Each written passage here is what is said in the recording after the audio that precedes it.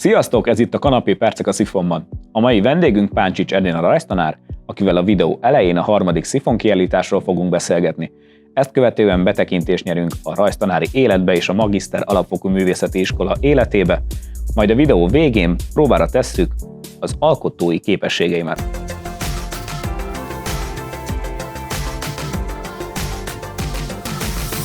Egy kicsit a kiállításról szeretnék veled beszélni. Miért ezt a címet kapta ez a kiállítás? Stúdium. Ha ezt lefordítjuk, ezt a szót, ez nem jelent más, tanulmány. Tanulmányokat. Itt a most jelenlegi kiállításunkon tanulmányokat látunk.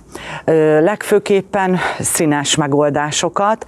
Ezek a színes megoldások között azért szerepel egy-két olyan tanulmányjellegű, tényleg tanulmányjellegű rajz, ami szénnel készült. Itt a sára munkája és a lila munkája látható hátam mögött. Ahhoz, hogy egy ilyen stúdium kiállítás összejöjjön, azért ezek a gyerekeket rengeteget kellett dolgozni. Ez nem hip-hop alakul ki, hanem nagyon sok tanulmányt kellett elkészíteni ehhez. Ezek legfőképpen különböző arcrészleteket jelentenek, orr, száj, különbözőféle tanulmányokat, majd utána jön ugye a koronát, ilyenkor szoktuk feltenni a végén, amikor már színekben is gondolkodunk. Maga a kiállítás, ha megnézitek, különböző nevek vannak itt. Tehát látjuk az alkotók nevét, és utána pedig Női nevek vannak, ahogy látom.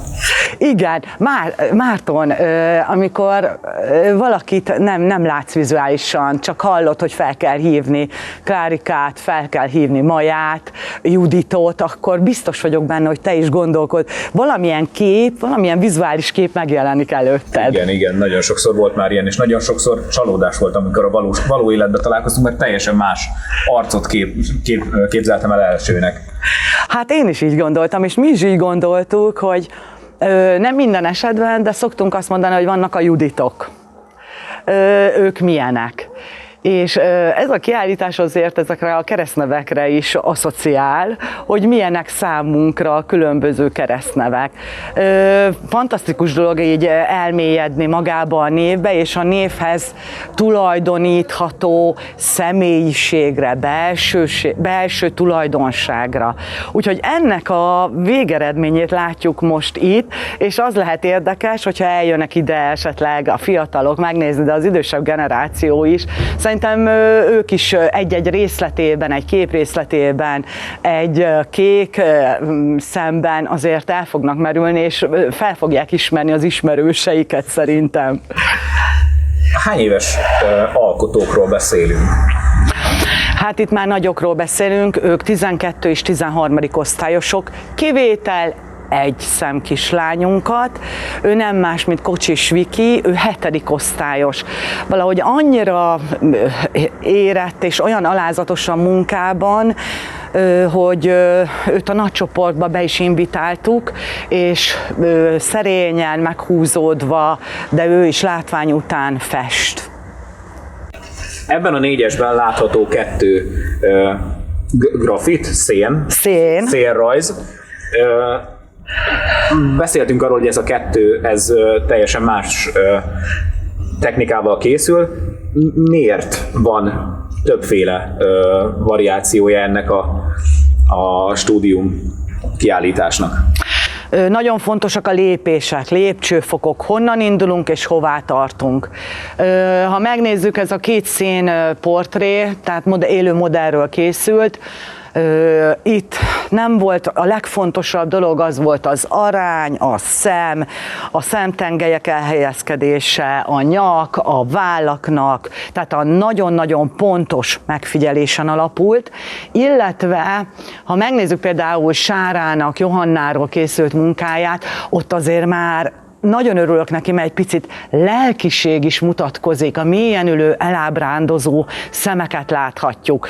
Míg Kovács Lilla munkájában Csilla azért egy keményebb, karakteresebb, vonalas, foltos technikákat látunk, Sára ugye összemossa, itt már vonalakban is gondolkodnak, és mellettük két teljesen más típusú portrét látunk. Ha most itt megkérdeznénk a járókelőket, hogy tessék már mondani, melyik tetszik jobban? Hát biztos vagyok benne, hogy Oláh Bencinek a Zelmáját választanák. És akkor miért? Ugye a Zelma kép az, ami nagyon-nagyon hasonlít magára a modellre, és ezen kívül a valóságot próbálja maximálisan átadni. Míg Jánosnak a munkája egy jóval vagányabb ecsetkezelést alkalmaz, szúrós szemeket, kevés színnel, azok is színkontrasztokra épül. Bence az különben, aki nagyon tehát hipernaturálisan próbálja megfogalmazni, viszont mi ettől szeretnénk elszakadni. Elszakadni csak akkor tudunk, hogyha már a fejünkben összeállt valami, és vannak ezeknek a képeknek kifejezése, van egy lelkülete, van egy lendülete, van egy frissessége, és ha megnézzük, a János munkája pontosan egy felszabadultabb munkát eredményez. Míg Bence még dolgozik azon az ügyön, hogy el tudjuk ezt a hipernaturális fényképszerű festészettől egy kicsit ki tudjuk majd mozdítani. Ez most már a Szifonnak a harmadik kiállítása. Hozzátok érkeznek-e visszajelzések? Van-e olyan alkotótok, aki már az előző kiállításokban is alkotott? Igen, vannak visszajelzések, én nagyon örülök neki, hogy sokszor említettem, hogy nincs a diákoknak kiállítási tér. Én és a diákjaimmal hajlandóak vagyunk, havonta is képesek vagyunk összerakni egy olyan anyagot, amit szeretnénk megmutatni, hogy mások is lássanak, hogy hol tartunk, és hogy mennyit fejlődtek például. Igen, itt van például Vanda munkái is, aki, ha megnézzük a parafrázisok alatt, hogy festette meg a Dürer képmást, ahhoz képest mennyit fejlődött, csak egy hónap alatt is mennyit lehet fejlődni.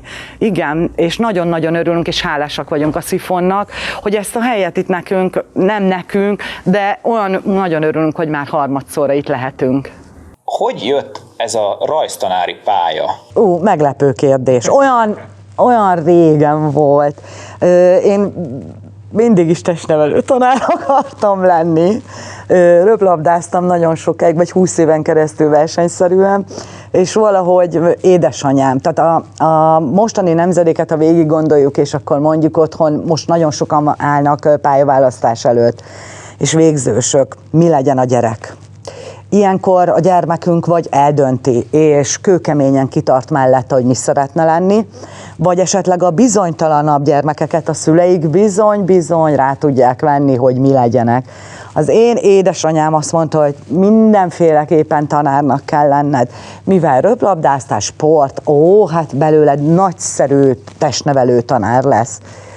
Hát ezen egy kicsit elgondolkodtam, hogy a hangom megvan hozzá, hát most nem látszik rajtam, hogy mennyit sportoltam, de valahogy mindig is közel állt hozzám a művészetek.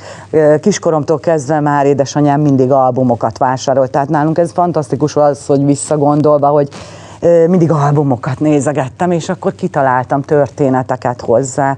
Akkor saját naplóm volt, ahol osztályoztam a tanulókat, tehát saját kitalált osztályom volt, tehát kódolva volt, hogy biztos, hogy pedagógus lesz belőlem. Most jelenleg a Magiszter Alapfokú Művészeti Iskolában tevékenykedsz rajztanárként. Előtte tanítottál máshol? Más iskolában? Így van, én azt azért el tudom mondani, hogy nagyon szerencsés vagyok. Általános iskolában, tehát az első diplomám az tanítónő. Végig tanítottam egy osztályt általános iskolába 1-től 4-ig. Írni, olvasni, az egy nagyon nagy dolog. Utána gondoltam, hogy ez kevés, még valamit szeretnék. Utána jött különben a rajztanárság, utána jött még, hogy hogy lehetne még foglalkozni a rajzzal. Akkor elvégeztem egy fejlesztőpedagógusi diplomát, szereztem az ELTE-n. Utána jött, hogy hát azért ezek a jogszabályok nagyon-nagyon csavartak. Értenem kell hozzá. Utána elvégeztem gyorsan egy közoktatási vezetőt, és utána pedig a rajztanárságot lehet egyetemi szintre vinni, és akkor még megcsináltam azt is. És most eldöntöttem, hogy tovább már nem tanulok, bár ugye ezt minden egyes pedagógus elmondja, hogy élethosszig tartó tanulás. Ez pedig mindig van. Különben megsugom, Márton, vannak még ötleteim, amik még érdekelnének, és nagyon szívesen tanulnám például a művészetpedagógiát, azokból is, meseterápiától kezdve. Tehát vannak olyan dolgok, amikben még szívesen bele tudnék egy kicsit folyni. És akkor így a testnevelői tanári rész az így háttérbe szorult? Hát az teljesen. Legyőzte a rajz. Az teljesen legyőzte a rajz, de több iskolában is tanítottam, tehát általános iskola, utána középiskolában, majd felső tagozatban, és akkor most jött a művészeti szakgimnázium itt a magiszteriskolában, illetve én már 20 éve dolgozok az alapfokú művészeti iskolában, aminek nagyon-nagyon sok fenntartója volt már. Ezt úgy szoktuk nevezni, én úgy csúfolom, hogy szávai művekben dolgozok. Tehát Szávai István volt, aki 20 évvel ezelőtt megalapította ezt az alapfokú művészeti iskolát, és én azóta nem tudom elhagyni a Zöldház nevezetű helységet. És most így a kiállításoknál is a Magiszter Alapfokú Művészeti Iskola, amit már említettem, van megemlítve, és a tanulók ott alkotnak. Milyen kötődése van a magiszterhez, mint középiskolához, az alapfokú művészeti iskolának, amit most az előbb említettél? Teljesen, tehát el kell különítenünk egy alapfokú művészeti iskolát és egy művészeti szakgimnáziumot. Teljesen másra képez. Ugye a szakgimnáziumban 9-től 12-ig, illetve OK és képzéseken ott maradnak a tanítványaink. Az alapfokú művészeti iskolába, és már megint ismételni fogom önmagamat, hogy nagyon szerencsés vagyok, mivel elsősként, tehát általános iskola első osztályától a 7 évestől a 20 évesig járnak hozzánk tanulók. Vannak olyan tanítványaim, akiket másodikos koruk óta most végzős hallgatóként 12-ig. Azért ez egy óriási tapasztalat ezt végignézni, hogy honnan indult, honnan cseperedett el az a kisgyermek, és hová tud elérni. Azért ezek nagyon-nagyon jók. Dokumentálok mindent. A gyerekeknek is a munkáit. Szerintem a Zöldház, nagyon szeretném, ha egyszer eljönnétek hozzánk és körülnéznétek. Nagyon sok tanítvány munkáját tényleg elteszem, és dobozoljuk őket, és nem tudok megválni sem tőlük. Szerintem ennek a meghívásnak eleget fogunk tudni tenni, megoldjuk ezt a találkozást esetleg a Zöldházban is. A városban, hát a Szifonnal van már közös, szerintem elég szoros kapcsolatotok, hiszen a Szifon előtti falat is ti festettétek meg. Hol van még a városban MAMI logóval ellátott festmény vagy alkotás? Hát nem is tudom, hogy hol kezdjem. Talán az első nagy megmozdulásunk a Tiszaparton található támfalak voltak. Ott Szolnok város híres épületeit festettük át, erőteljes színkombinációkban, épületeket, amik számunkra nagyon fontosak. Fantasztikus volt, mert így vissza is emlékszem, ez 4 évvel ezelőtt történt, vagy 30 diákkal voltunk kint, és egy hét alatt festettük meg az egész képet. Majd utána a lépcsősorokat, azt tavaly nyáron, azt hiszem, ott különböző a Tiszához kapcsolódó motivumokat látunk, illetve középen egy ilyen virágornamentika sor játszódik, 40 fok volt, hajnalba keltünk, 7-kor már nagyon-nagyon meleg volt, tehát az is minden egyes ilyen sok-sok kitelepülésünk, nagyon sok emlék tartozik hozzá. Most nyáron, szeptemberben festettük meg például a Széchenyi lakótelepen az orvosi rendelőket felújították, és a védőnői szolgálatnak a szobáiba, vagy 6 gyönyörű, szebbnél szebb anya-gyermekkel kapcsolatos kompozíciók kerültek fel. Itt a Szifon előtti teret is sokat gondolkodtunk rajta, és beszélgettünk is, hogy mi mindent lehetne ide festeni. és valami friss, fiatalosat színében hozzátok ilyen.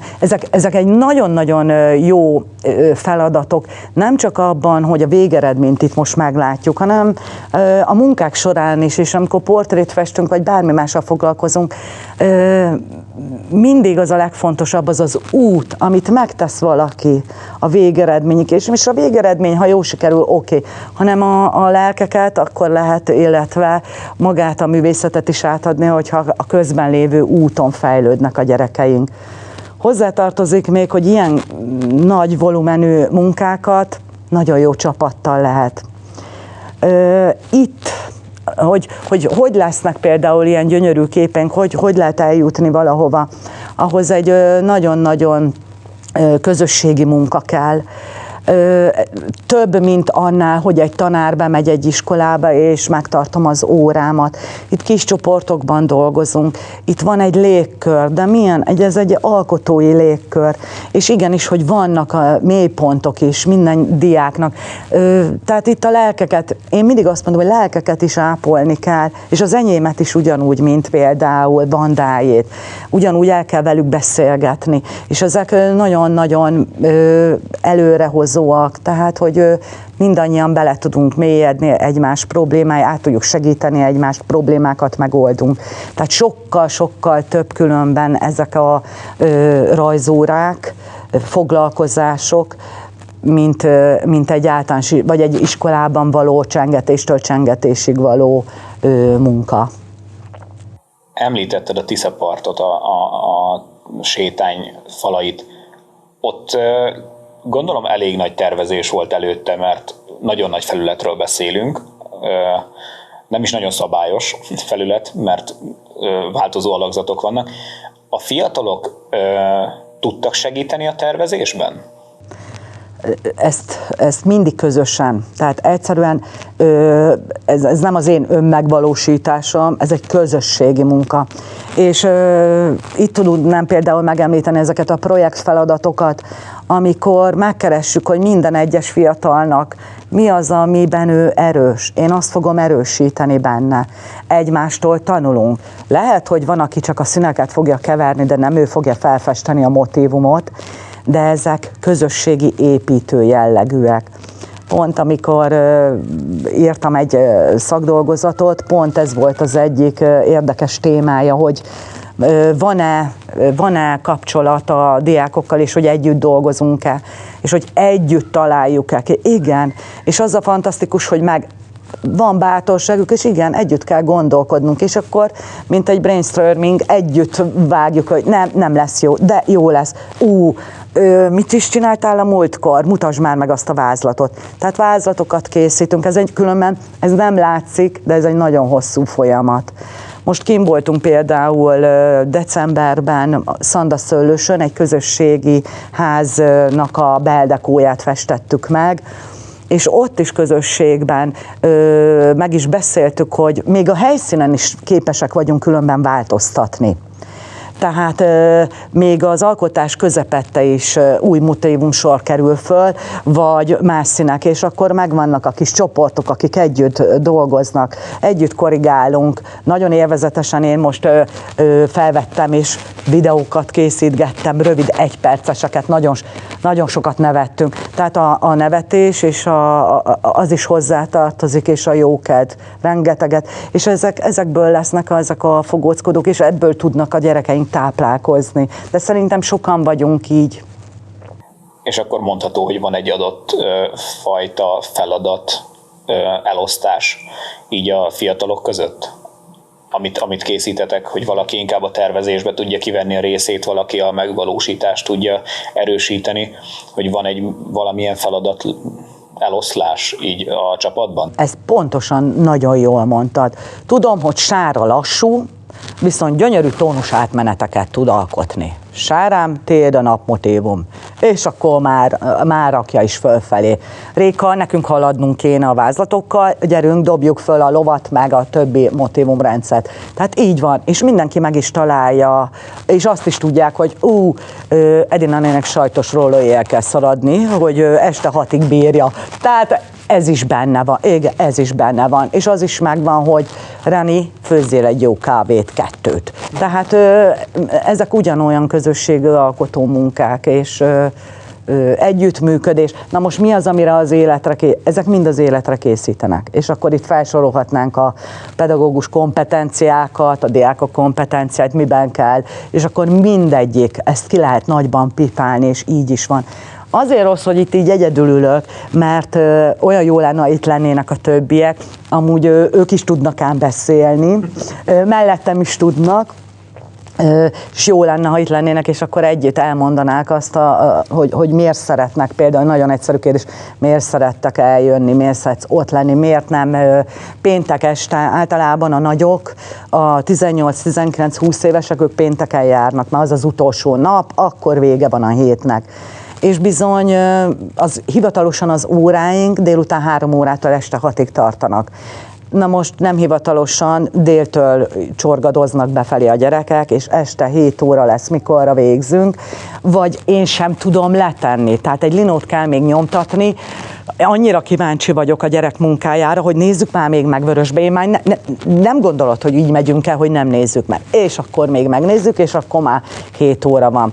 És akkor még haza is megyünk, mindenkit hazaszállítunk autóval, aki befér, tehát még a vége nincs akkor sem a napnak, illetve az eszközöket eltenni, ez nagyon sok idő. De akkor mondhatjuk azt, hogy így a Magiszter Alapfokú Művészeti Iskola nem csak egy alkotói közösség, hanem egy mondhatni családias légkör.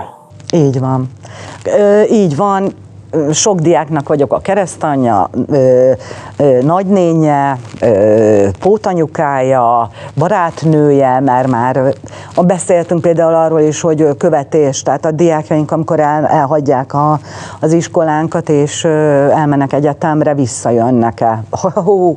Például most tudom, a legfrissebb online tanítás van egy kislányunk, Renáta, Pécsre vették fel a festészet tanszakon tanul, online kapja az órákat, viszont rengeteg rajzi feladata van. Egyértelmű, hogy bejöhet az iskolánkba, van egy teremsarok, amit ő saját magáénak érez, és dolgozik benne. És ugyanúgy felhívnak, és ugyanúgy megkérdeznek, hogy mi a véleményünk.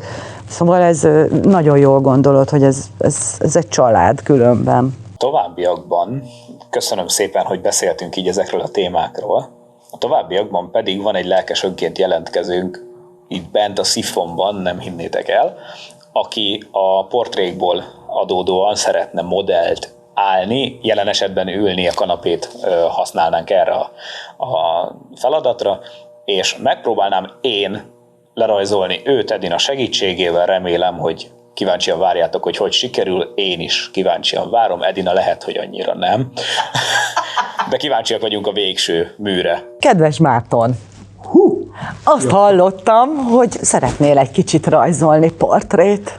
Pont így van. Ugye? Az első dolog, amikor leülnek a gyerekek portrét rajzolni, 5 percig, nincs annyi műsoridőnk, 5 percig csak nézed a modellt.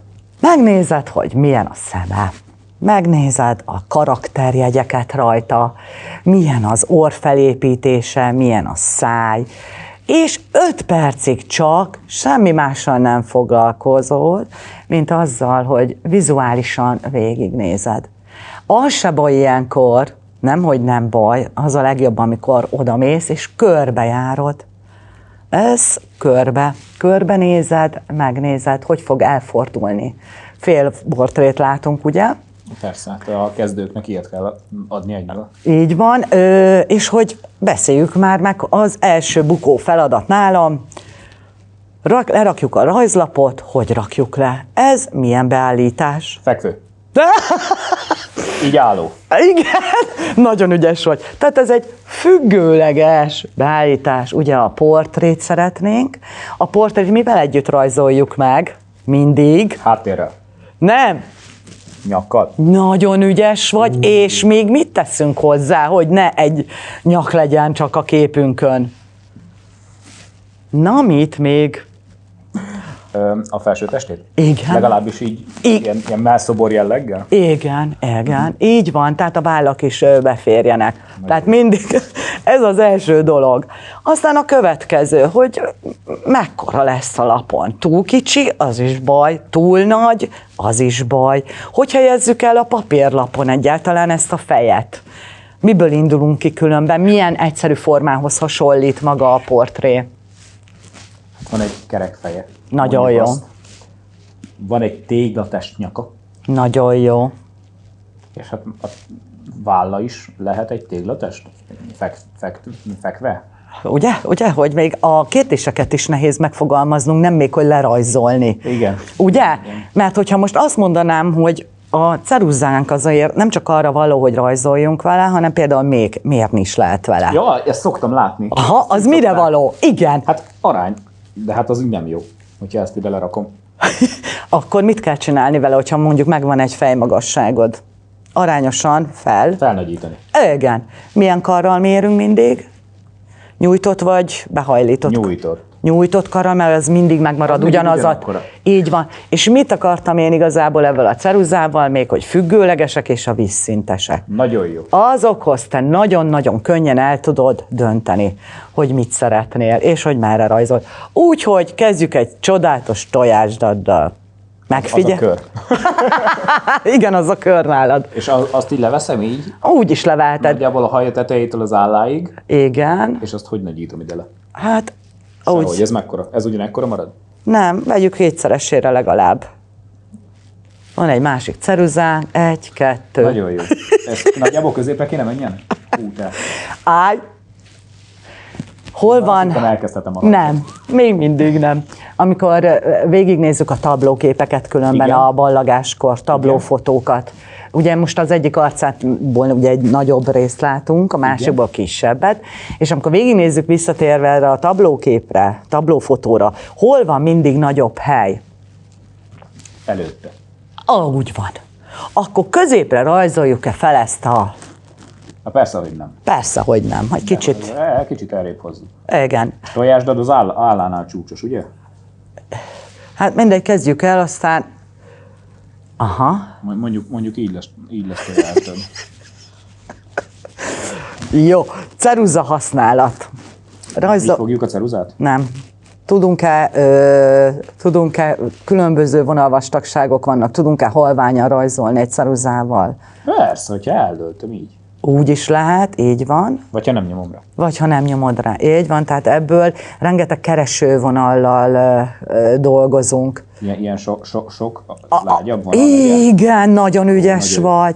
És már dobod is a nyakon lehet, és... Hát a nyaka nagyjából valahol itt lenne a téglalap, és itt a másik rész. Igen. És ez lesz az a téglalap. Igen. Vállak is vannak. Igen, de azt már megnézem. Haj, de ügyes vagy, nagyon ügyes vagy, így van. Nagyon jó, és egy kicsit dől. Igen, igen. Így, valahogy így. Hoppá! Így, és innen megy tovább a keze.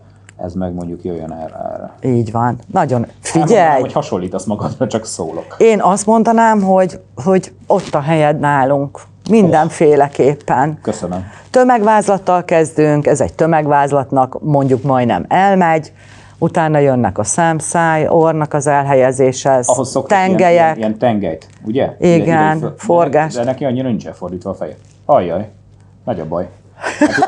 Hát rájöttem, itt ajjaj van.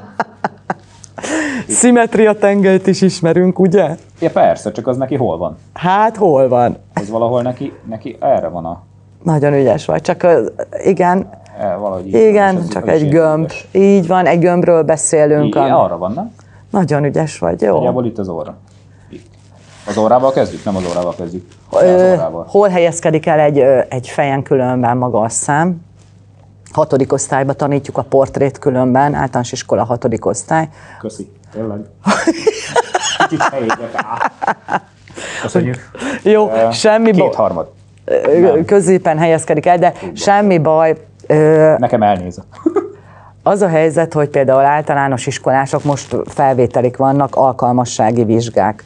Hozzák a portfólióikat, és például látunk benne olyan portrékat, amik kedvenc híres színészüket rajzolják meg, nagyon-nagyon profin, tónusérzékek, tónusokkal, minden kihúzva, és látjuk, hogy fantasztikus. Na most ez miben segít? Igazából semmiből. A gyereknek nem nagyon mondjuk, hogy hát ebből nem sokat fog tanulni. Annyit fog tanulni, hogy a tónusértékekkel tisztában lesz. De térből síkba nem fog tudni sosem rajzolni, úgyhogy ez inkább gátolja, mint hogy fejlessze magát a rajzi tudást, készséget, képességet. Úgyhogy szerintem a műsoridőnk nem tart olyan sokáig, hogy te itt most végig. Viszont vannak gesztusképek, vannak krokik is, amit a gyerekekkel szoktunk gyakorolni.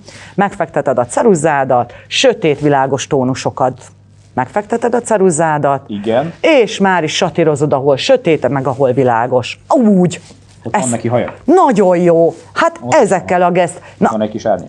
Amúgy megdicsérlek, mert van egy bátorságod. Az nem... Szépen. Az viszont így nagyon jól csinálod. Bátran, és egy firkarajzból lesznek a legjobb. Ezek nagyon rövid kis kiccek, sokat szoktuk különben, és házi feladatnak is adjuk, hogy anyát tévénézés közben, apát újságolvasás közben. Így, ez a legjobb. Nézd meg alaposan, nagyon szép a szemöldöke. Kétfajta szájat szoktunk tanítani, a csókos száj, meg a szép száj. Majd meg lehet nézni, hogy az övé milyen. Nem szeretnék nyilatkozni, nem sértődtök meg. Jó, oké, de ez eddig nagyon jó. És bátor. Rajzolni. Hol vannak? Még egy nagyon jó dolog. Most az egyik kislányunk pont OKTV középfordulójába jutott, portré, ilyenkor félalakos portrét kell rajzolniuk. Gyakoroltunk, egyik nap jön Sárám, hát nagy baj van, tanárnő. Mondom, mi baj van, kicsim? Hát tanárnő, eltört a szemüvegem. Húha, nem fogsz látni. És akkor abban a pillanatban rájöttem, hogy de, ha leveszed a szemüvegedet, kissé homályosabban látod, még össze is húzhatod egy picit, felerősödnek a tónusok. A sötétebbek sokkal sötétebbek lesznek, és sokkal jobban tudod megrajzolni. Úgyhogy Sárám szuper jó portrét rajzolt, szemüveg nélkül. Nem voltak éles vonalak benne, minden tónusokból. Itt a titka, igen. Idáig nehéz. Igen. Így már se látom, mit rajzolok. Igen.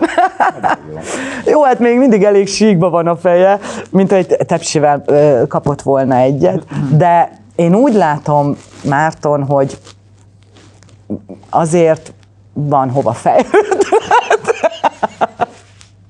Oké. Köszönöm, őt rajzoltam idáig, ha valaki még nem látta volna. Szerintem hasonlít. Én megmutatom az alanynak. Egész jó. Köszönjük. Egész jó. Köszönöm szépen a lelkesítő mosolyt. Ez volt a Kanapépercek, a Szifonban következő videója. Köszönjük Páncsics Edinának a jelenlétet, és hogy megtisztelt minket azzal, hogy eljött hozzánk. Köszönjük szépen Levinek, hogy modellt ült nekünk, és köszönjük szépen a stábnak, aki összerakja a videókat. Sziasztok! Sziasztok!